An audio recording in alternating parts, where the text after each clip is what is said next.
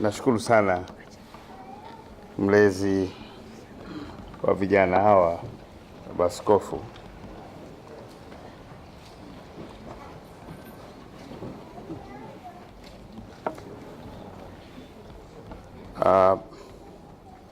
Kwa sababu ya muda, naomba tu nitambue meza nzima iliyoko hapa na wasanii wetu wote mliokaa huko, wengine naona kwa mara ya kwanza leo. Okay. Na viongozi niliofuatana nao kutoka wizarani, kutoka BASATA, kutoka bodi ya filamu, kutoka vile KOSOTA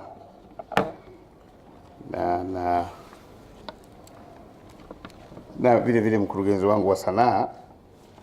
Nitambue vile kazi nzuri walitufanyia muda mfupi uliopita na Kinondoni Revival. Asanteni sana. Ni Mheshimiwa Rais kwa unafanya kazi kubwa. Sikujua leo ndio najua una combine kofia mbili.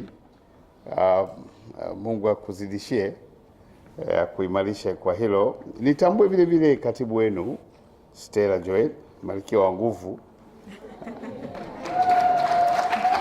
ambaye mimi nilikutana naye wakati fulani akizunguka akihamasisha muungano wa gospel singers. Jamani, makofi mengi sana kwa vile nilipokuwa hapa nimezima simu mwenzenu, lakini niko naye bungeni. Mheshimiwa Martha Mlata alikuwa ananipigia simu kuwapa salamu nyingi. Nafikiri nimekaziliwa na mambo mengine ameshindwa kuja. Leo ndugu zangu, sio siku ya hotuba. Ni siku ya kuweka vichwa vyetu pamoja kuhusu tasnia ya muziki wa gospel, maendeleo yake, changamoto zake, na ni jinsi gani kwa pamoja tunaweza tukakabiliana na hizo changamoto. Na mkutano wenu wa leo unafuatia mikutano kadhaa niliyofanya, achia tasnia ya michezo ambako limeshazunguka zaidi katika kuanzia wiki iliyopita, ni kila siku mpaka jioni. Lakini tayari nimekutana na vijana wa muziki wa kizazi kipya. Nimekutana na vijana wenzenu wanajihusisha na sanaa ya filamu na maonyesho. Leo nimekutana nyie, lakini baadaye nakutana vile na wenzetu wasanii wa muziki wa dansi. Ndugu zangu, ufanisi katika sanaa mlionayo una funguo mbili, kama nilivyowaambia wenzenu wa kizazi kipya. Funguo wa kwanza mnao nyie wenyewe wasanii, ni kubadilika tu ile mindset, lakini vile nafikiri kuna ushirikiano mzuri, mkaelewa kwamba mna haki chini ya sheria ya kuweza kulinda kazi mnayoifanya ya sanaa.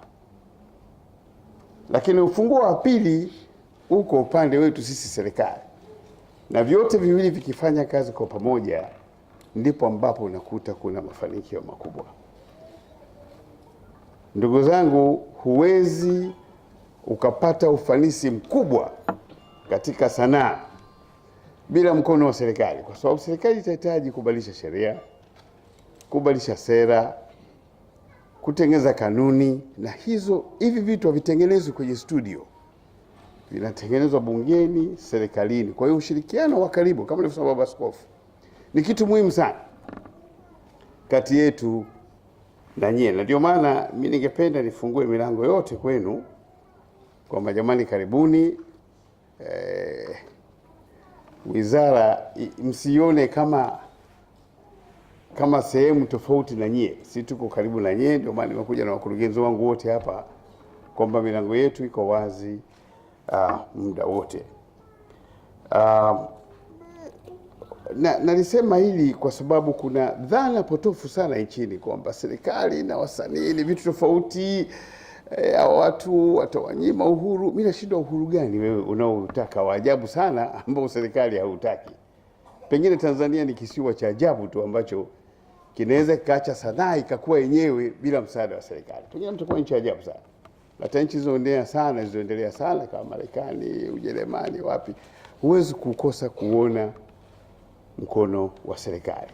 Kwa hiyo tushirikiane kwa pamoja, na ndio maana nimekuwa najaribu kuambia vijana wangu hasa kizazi cha leo kwamba jamani, hebu imbeni issues, msimbe watu, kwa sababu it's the same people watakao kushika mkono halafu unaoimba without any sophistication, kwa sababu hii ni literature, ni art, ni sanaa, inahitaji elimu.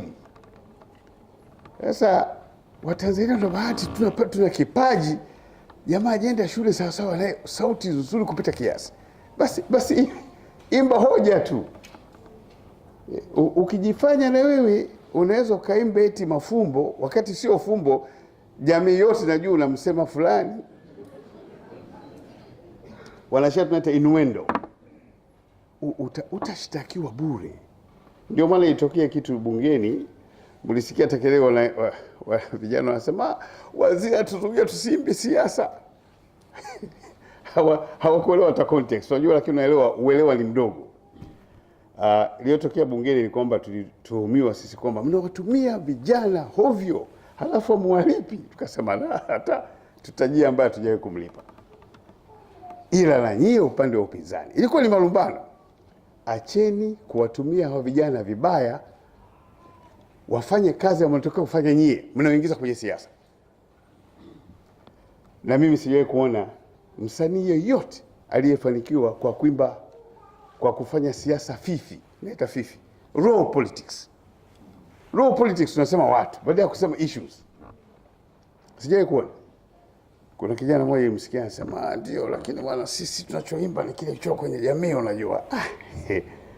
Kwa hiyo ndio maana tunaimba siasa. So, kama wewe maisha yako yote ni reflection ya kinachotokea katika jamii, lakini basi na wewe uonyeshe jinsi ulivyo kwamba na wewe ni reflection ya jamii. Amesuka nywele, sisi baba zake hatujawahi kusuka nywele. Mwanaume amevaa heleni, mimi mwanaume siwezi kuvaa heleni. Sasa hiyo ndio society unayo reflect. Sana mimi naweza kuona reflection ya society kwa uimbaji wa gospel.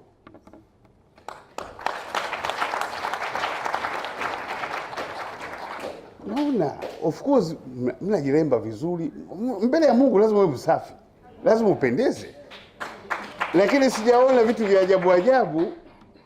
Ndio wanasema sawa, mnachoimba ni kile ambacho kwenye jamii, lakini msije mkaimba kitu ambacho kina reflect jamii nyingine. Jamii ya Tanzania ni tofauti kabisa na jamii zingine.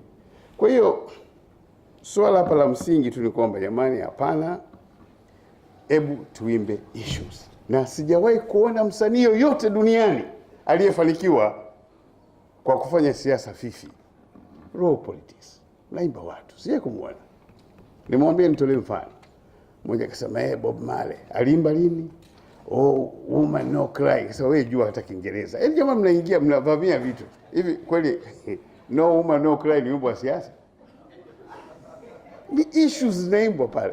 Na wewe Lucky Dube aliimba pia Prisoner, ndio siasa? Imbeni issues. Nimetoa msururu mrefu wa vijana waliofanikiwa duniani kote, hakuna hata moja anaimba watu, wanaimba issues. Wote nimewataja kina Davido, wakina Savage, wakina ni wa Nigeria huko. Hata vijana waliofanikiwa hapa kwa muziki wa kizazi kipya wanaimba issues. Kwa hiyo mimi nafurahi sana kwamba sijaona hilo tatizo kwa upande wa muziki wa gospel. Huko kwingine tuna kazi kubwa ya kuhimizana. Sasa hivi nitashangaa sana hata kituo cha radio kitachopiga wimbo mwingine wa kipumbavu sana, nasema heri ningezaliwa mbwa Ulaya. Ndio uelewa, ndio uelewa, upeo wa kuelewa katika tasnia hii. Sasa hao vijana wengi anaimba wimbo kama huo, hajawahi hata kufika Mombasa, haelewi, dunia kidogo sana. Bishop amekaa Marekani, anaelewa. Ukimlazimisha ukamfunga mikono na kamba ukampeleka kule, anaweza kaugua ugonjwa, kuambiwa bana unatakiwa uishi niwe kwa miaka 20, atakufa mapema. Leo mimi uniambie nirudi Ujerumani, I say ukitaka mimi ni enjoy nipeleke Segerea. lakini ukimpeleka Ujerumani ni jela kubwa kupita Segerea. Watu waelewi maisha ya ajabu huko. Lakini ndio hivyo, ni kwamba lakini nyinyi jamani ndio kioo cha jamii. You people mnachoimba wananchi wanasikiliza kwa sababu ni ujumbe unaosindikizwa na melody. Sasa lyrics zenu zinatufanya watu kwa kweli tuchukue kila tunachoimba seriously. Lakini ukiimba vitu vya hovyo, baada ya kujenga hatujengi, tunaboma. Ndugu zangu, katika hizi siku 3-4 nilizozunguka kuongea na wasanii, kubadilishana mawazo, na hasa leo nimejifunza mengi sana. Na mimi naomba niwaelezee vitu vile vitatu ambavyo nafikiri inabidi tuvifanyie kazi. Na mimi nawaahidi kwamba tutakaa tena ndani ya miezi mitatu niwaelezee tumechukua hatua gani. At least kila mwaka lazima tuonyeshe tunasogea Watanzania. Hatuwezi kuwa taifa ambalo kila siku tunasema yale tu, yale vitu vingine vidogo tu. Kuna watu wanaonekana miungu wadogo hapa. Mungu gani udogo? Tunaweka sheria, watu wanakiuka sheria. Haiwezekani. Hatuwezi kuwa taifa la namna hiyo. Pengine niondoke hii wizara, lakini mambo mengi mliyosema hapa ni mambo ambayo yanabadilika. Na sisi tunayo dhamira ndani ya wizara yetu. Nianze ukosefu wa mitaji. Ukosefu wa mitaji unawaingiza katika mikataba ya kitumwa ya kuwadhalilisha. Nimesikia hapa ameongea CEO wa Kosoto. Mkataba unampa mtu haki ya ubunifu wako kwa milele. Mkataba gani huo? It's so unconscionable. Lakini na vile vile tungekuwa sisi jamii inayokwenda mahakamani, ule mkataba ni batili. Ni mkataba batili. Mimi siwezi kuheshimu. Tena ukija kwangu nitakwambia bwana mdogo, dharau, mwambie ende mahakamani, nitakutetea. Huwezi kushindwa hii kesi. Huwezi kunifunga kwa maisha yote. Halafu na kufunga kijitu kikio tu hapa Kariakoo, hata elimu wala sio nzuri. Anakufunga maisha yote kwa hela kipuzi kabisa. Yeye anabadilisha magari huko, Alphard kile kijia mpya anaweka. Wewe hata kununua baisikeli ni shida. Mimi ameliongea sana rais wenu hapa Ado Onesmo, kaongea vile wa BASATA. Tufanye nini kuhusu mitaji? Wasanii wa filamu wameanzisha mfuko wa sanaa. Yupo mtendaji mkuu yuko pale. Wameanzisha mfuko wao, lakini haujaanza kazi. Juzi nimemwambia hapana. Mmeanzisha, ilikuwa mwaka jana 2013, mpaka leo hujaanza kazi, mnasubiri nini nyinyi? Nimemwambia bwana pia nataka nikutane na hiyo bodi yao yote. Tutakutana nao. Lazima tuanze. Unamsubiri nani? Ndio maana nitoa mfano, usipokuwa na mjomba ujijombeze. Rais ameukumbuka huo. Wao wanasubiri sijui atokee malaika gani awaanzishie huo mfuko. Mmesha set kila kitu kisheria, kila kitu kipo.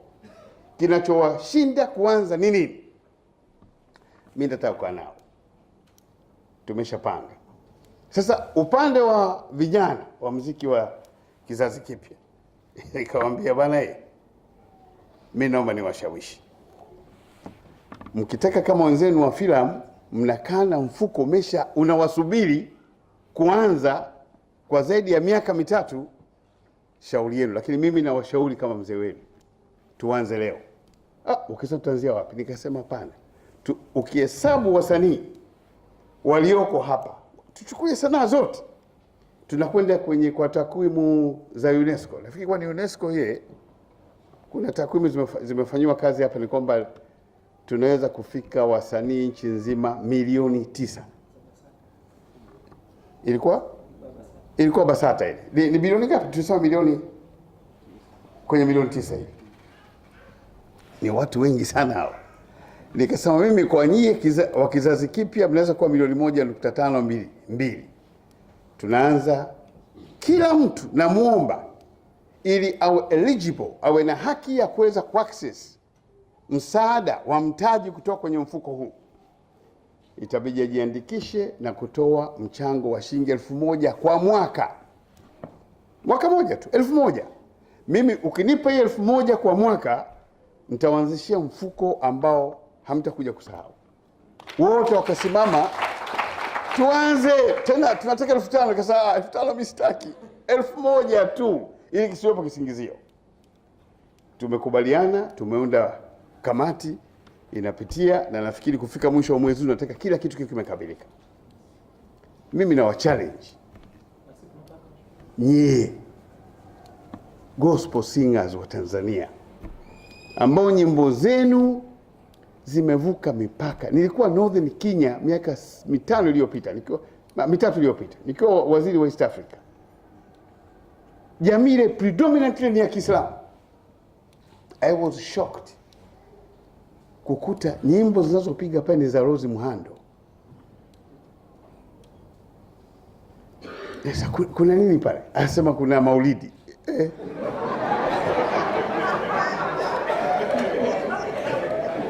Nikasema hapa kweli kuna kazi ya kubeba hapa, nibebe hapa. Sasa ndugu zangu, mimi nawaomba kwa chini ya umoja wenu, hebu tuanzishe mfuko wa sanaa, nisiwachanganye na vijana wa muziki wa kizazi kipya, wa kwenu nyie wenyewe gospel singers. Mimi niwaombe na nyie mkubali kuchangia tu kwa mwaka shilingi 1000 tu, sio 10,000, 1000. Mheshimiwa Rais, kama utakubali, mimi nitaendelea. Mheshimiwa, tuko tayari kwa tuchague vijana hapa kwa ajili ya kamati ndio itafanya. Mimi nitashukuru sana. Tuanzishe hiyo kamati ya watu 7. Na nitawaendesha kweli, kwa sababu lazima huo mfuko uanze. Tunaunda bodi ya wadhamini kutokana na hii kamati, tutaisha kikao, nitakuja hata nikitoka bungeni Dodoma mimi nataka ndani ya miezi miwili tusiongee mambo haya tena. Tunajua tuna mfuko unaendelea.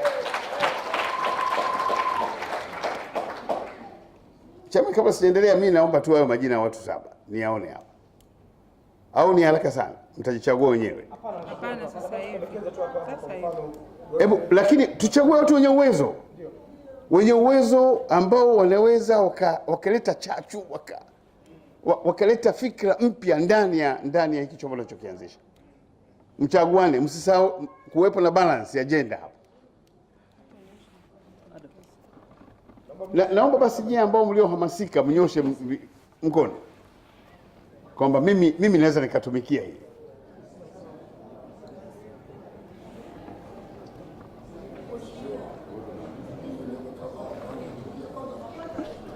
Na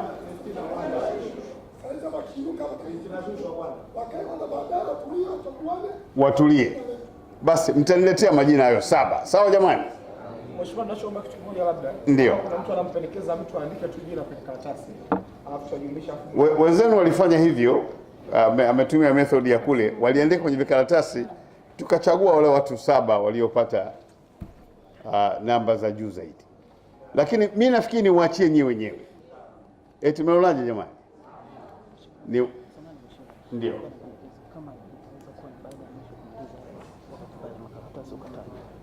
Basi tufanye mwishoni kabisa. Asa wakati wa kuondoka, basi mimi nitaendelea kukusanya majina mnaoleta hapa, lakini asije mtu akajiandikia yeye mwenyewe vikaratasi zaidi ya 10 alafu mtu mwenyewe hawezi, mumkatae hapa. Ndio demokrasia. Yeah. Tunaomba kwenye majina sisi viongozi tusiwepo, tuchague watu kwa ajili ya hichi kitu ili kuweza kuleta moja zaidi. Kwa hiyo wakati tunapendekeza, msituandike sisi. Sawa? Andika watu ambao wamekaa huko nyuma ili tufanye kazi kwa ushirikiano. Wazo zuri sana. Lakini la pili, ameongea hapa Ado, ameongea Dorini. Upo mchezo. Tunaimba tu, ni mchezo. Mwaka wa 5 tunaimba, kuna mchezo hapa, radio, TVs. Ili zicheze muziki wako lazima uwalipe.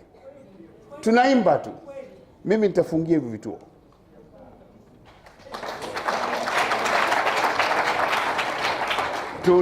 Tunapitia upya sheria zote, tunapitia upya kanuni, ndani ya muda si mrefu watu watapoteza leseni kwa upuzi huo, kwa sababu unakwenda kinyume cha sheria. Sheria inakutaka wewe utambue kazi ya sanaa ni intellectual property. Kazi ya sanaa ni mali ya mwenzako aliyotengeneza kwa shida kweli, inabidi uinunue kuitumia. Inakuwa kinyume cha akili. Yule ambaye ana bidhaa sokoni anakulipa wewe uchukue hiyo bidhaa. Sijawahi kuona kitu kama hicho. Nimelima ndizi, nimeleta Kariakoo, halafu napita na kubembeza samani sana Ado bwana, naomba uchukue tu na kulipa. Hiyo huo ni wenda wazimu, sijapata kuona. Nchi zingine hata payola is prohibited, ni criminal, unafungwa. Tunaelekea huko, tumefanya utafiti mzuri. Nimefurahi sana, ndugu yangu yuko hapa John Kitime, walifanya mpaka utafiti hawa Kitime, mlifanya utafiti nyie wa vituo ambavyo kuna watangazaji wenye hiyo biashara na wengine mpaka wanatoa risiti. Wanatoa risiti kwenye nchi hii ya Magufuli, wanatoa risiti wewe kwa kuiba. Tunao majina yao. Ukifika muda, kwa sababu wewe tumekuona ni notorious, I say ondoka on condition kwamba kituo tutakifunga. Hatuwezi kuendelea na mchezo wa namna hiyo. Nchi gani hii? Mwenye haki unamchezea namna hiyo hapa. Jamani, what kind of law ndio tuionayo? Haiwezekani. Hilo litabadilika. Naomba tu wale waliona mchezo waache. Tunakuja na hizo kanuni, tutakuja na sheria. Tunakusanya takwimu zaidi. Nani ana mchezo wa kwenye vituo? Maana unaweza ukaathiri kituo chote, kumbe kuna watu wawili tu mle ndani wanacheza huo mchezo. La tatu, nimesimuliwa hapa, nilimsikia Ado, nimsikia Doreen, kumbe ringtone inapopiga, nimsikia na kijana wangu Masanja, sijui kwa wapi. Ringtone ile ya simu, kumbe ni shilingi 300 mpaka 500. Nyie mnalipo shilingi 3. Msanii analipo shilingi 3. Na huyo msanii anapatikana kwa mizengwe kweli kweli. Kwa sababu kuna upendeleo wa ajabu. Taasisi zinazofanya kuchagua hizo nyimbo, hizo kampuni ni za hao wenye mitandao. Hiyo sio fair play. Tuna sheria ya competition hapa, hatujaitumia vizuri. This time tutaitumia.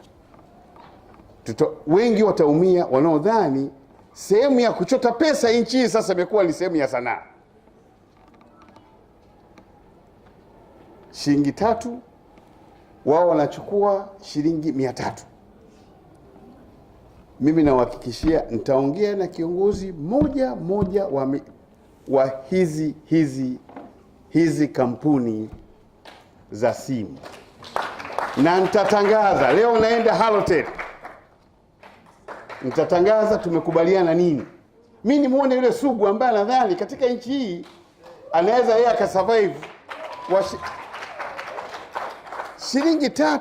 Hata mtumwa umfanyie hivi kwa shilingi 300.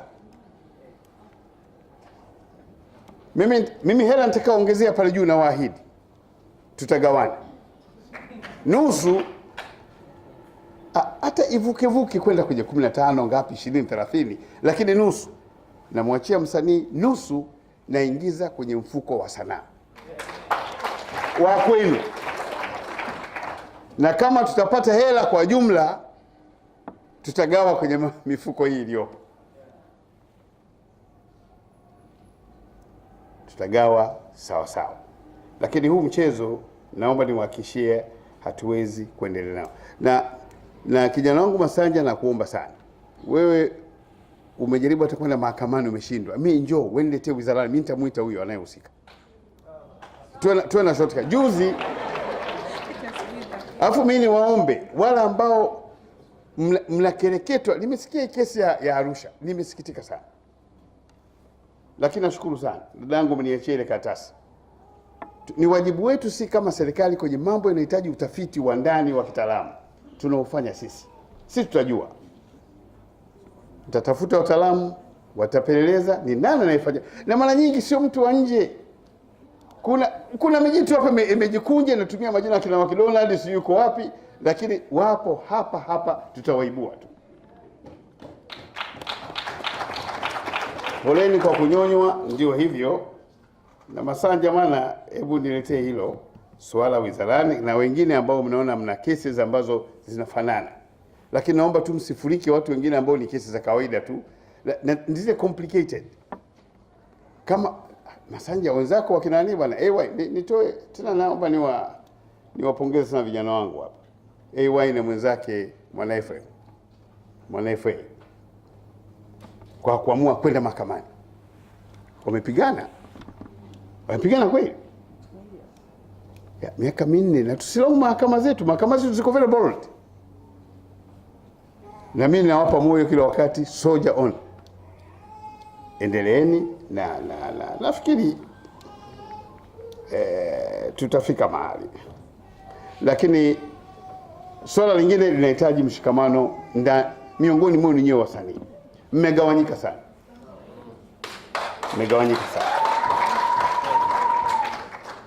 Ndugu zangu, niwasisitizie, mlinzi wa kwanza wa kazi za sanaa ni msanii mwenyewe. Mlinzi wa kwanza. Nafikiri Christina ameongea swala la self esteem. Hivi kwa nini atakuli kujiamini? Unajua kwa askofu amekaa Marekani, lakini askofu hawezi kuingia mambo mengi, lakini wengine ambao huwa tunaingia mitaani wa Marekani, wasanii wawe actors, wawe musicians, wawe wanaimba gospel, let me tell you, wamejitengenezea umaarufu wao na unadra wa kuonekana barabarani kiasi ambacho wakitokea magari yanasimama yenyewe kuangalia. Wamejitengenezea, na hiyo haitapotea tena. Wakikuona wewe mwenzao ni msanii unalewa tu unatembea barabarani, aisha watakuficha, watakupeleka hospitali. Unashusha hadhi ya tasnia. Wanataka siku Masanja zindua albamu yake, watu wanaacha kwenda kazini kujaa kuangalia tu. Sikio Masanja anapita, mke wake atavaa gauni la aina gani na Masanja atapiga suti ya aina gani. Wamejiwekea hiyo na kuweka red carpet pale. Hivi nyie wasanii wa Tanzania mnategemea nani anawawekea red carpet? Muwekewe na mtu mwingine red carpet. Unajiombeza wewe mwenyewe kwanza. Ukijiombeza wengine wote tunakuja nyuma yenu, tutahakikisha njia inaenda vizuri zaidi. Kwa hiyo mlizo wa kwanza ni nyewe wenyewe, na mshikamano kwa kweli miongoni mwa wasanii ni muhimu. Na kuna siku itakuja naweza nikatangaza kituo fulani hakitaki kuheshimu haki za wasanii, hakitaki kulipa, kuanzia kesho kiendelea na shughuli zake, kisipige mziki wowote toka leo, tuone wataishia wapi. Sasa watatokea wenzenu kuandamana. Unaona hii nini bwana, serikali mabavu. Hakuna kokote duniani watu wameweza kufanikiwa bila mshikamano. Kuwaweka wenzetu kwenye mstari, lazima muongee lugha moja. Ndugu zangu, wizi wa muziki kwenye mitandao nimelisikia hapa ni mkubwa. Kama nilivyosema, nipeni muda nichunguze na wataalamu. Na nimefurahi sana Dorini hapa mwenzetu kutoka Kosota asema kuna mikataba ya aina moja mizuri walioitengeneza, ni model contracts ambazo waitengeneza, nyie mweze kuzifuata. Walikaa Kosota, walikaa Basata, walikaa bodi ya filamu na TRA wakati, lakini wasanii mnaikwepa wenyewe. Mimi nafikiri nitahakikisha hii mikataba inakuwa sehemu ya kanuni zetu, yani mandatory, ni lazima. Yani hata kama utaki yani lazima umejaza huo mkataba. Maana ifike mahali tulazimishane ili upate hela. maana unakwepa mikataba usipate hela. Kuna mtu anaona kama ameinua mkono huko. Hapana, tusubiri kwanza mheshimiwa amalize kwanza. Mwache ongee. Ongea. Mheshimiwa Waziri, mimi naitwa mchungaji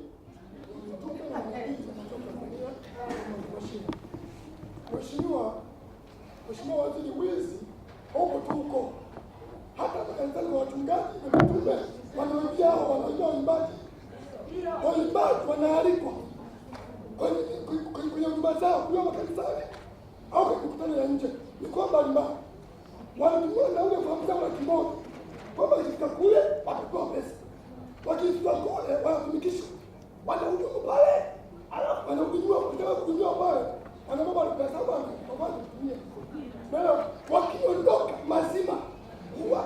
Mheshimiwa Waziri, nina katiba ya mitume na manabii na wachungaji ambao wanawanyanyasa waimbaji wa Injili. Ukisoma Biblia Mheshimiwa Waziri, Biblia vizuri inampa haki muimbaji kuna madhabahuni hata kazi nyingine kwa kitabu chake, lakini mtumishi wa Mungu ni wezi.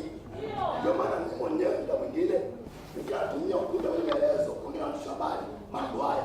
Wameenda pale, wameongea na meneja pale, siku hizi kuna hukumu pale katika pia kuongea mambo haya. Mimi na majina wana wataka majina yao. Nakushukuru mtumishi wa Mungu. Mimi nimekuelewa vizuri sana. Lakini naomba nikuambie kitu kimoja. Sikupingi, lakini nachosema hawa vijana tungekuwa tumewajengea mazingira mazuri ya kuweza kupata haki zao nje ya kanisa, wasingeweza kunyanyaswa ndani ya kanisa.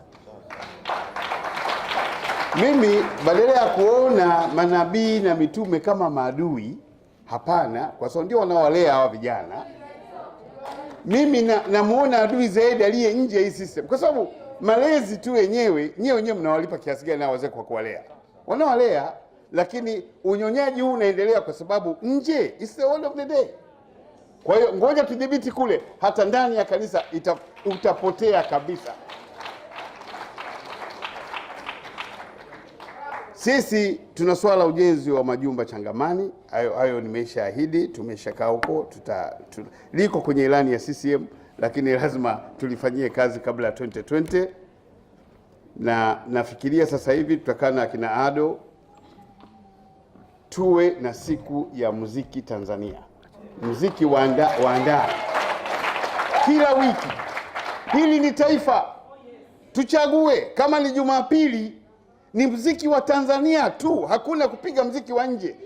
Tuna haki ya kufanya hivi, lakini kufikia hapo inabidi tukubaliane vile vile na watu wengine, KOSOTA na wengine wote, kwamba muziki unaopigwa siku hiyo maalum gharama yake ni tofauti au ni bure, lakini yote ni promotion, lakini siku zingine zote lazima ulipiwe. Swala hapa tunataka Watanzania wajue tuna vipaji. Kuna watu hapa wanatembea ni CD mpaka zinajikunja, hakuna mahali pa kusikika, lakini vipaji vya hali ya juu sana. Kuna binti moja alikuja ofisini kwangu, nitamsaidia kumpromote, nafikiri baada ya miezi mitatu anaweza kuwa maarufu sana. Yuko wapi hapa, ameitwa Flora. Katoto wako kaliniimbia, nikasema imba mimi peke yangu niangalie. Kaliimba, nikaona katibu mkuu wangu naye anatoka kuja kuangalia, kusikiliza. Nitaangalia, nitaka nikupe kazi Christina, umleo mtoto, mwache, nitaangalia baadaye. Hebu kaa. Kuna vijana wana vipaji vya hali ya juu sana. Tuna wajibu wa kuwalea, kuwainua na kuhakikisha kwamba kweli mnafika hatua mwisho. Na kijana mwingine yoyote ambaye mnamuona jamani ni chipukizi, hana mbele wala nyuma, mwelekezeni kwangu. Mimi najua namna kumpeleka mahali pa kuwapeleka wa vijana. Naomba nimalizie kwa vitu vichache viwili. Kuna mambo mengine naogopa nisije nikaingilia mambo ya filamu, tulishaamua jana na juzi, lakini mambo pengine ya kwenu wenyewe kwamba yote mlioyasema hapa, mlioyaongea, sisi tumeyanakili, nimeandika yote, na nitayatafutia majibu, na nimewaahidi ndani ya miezi mitatu lazima tuitishe kikao, tukae kupitia yote yaliyoongelewa leo. Mimi na wote hawa wataalamu wangu walikuwa na nakili kuangalia mnasema nini. Siku hiyo tunaweza kuja na issues zilikuwa raised, maybe zilikuwa 20, 10 tumeyafanyia kazi hii, 10 tuko kwenye mchakato huu, tunaomba mawazo yenu. Kwa njia hii nafikiri tutaiboresha kweli kweli tasnia yetu hii. Kwa hiyo ndugu zangu, naona muda unakwenda na kuna wengine mngetamani pengine muwe na maneno mawili matatu ya kutuongezea, tuyachukue badala mimi mwenyewe kuongea, lakini nawahakikishia yote mlio yasema tumeyachukua, tutayafanyia kazi na tutawaita. Mimi kwanza nimshukuru sana manager wa NSSF hapa. Ametoka, amefanya kazi nzuri. Yaani kwa kweli mimi sikujua wana holi nzuri namna hii. Sikujua bana, hata kile kikao hata BASATA nafikiri kwa mara ya kwanza kuona hapa. Tusingeenda pale tulipokuwa mwanzoni, ni pazuri sana, lakini kikao kijacho sitakuja kuomba hapa. Najua mtakuwa wengi sana. Tunaweza kufanyia uwanja wa Taifa.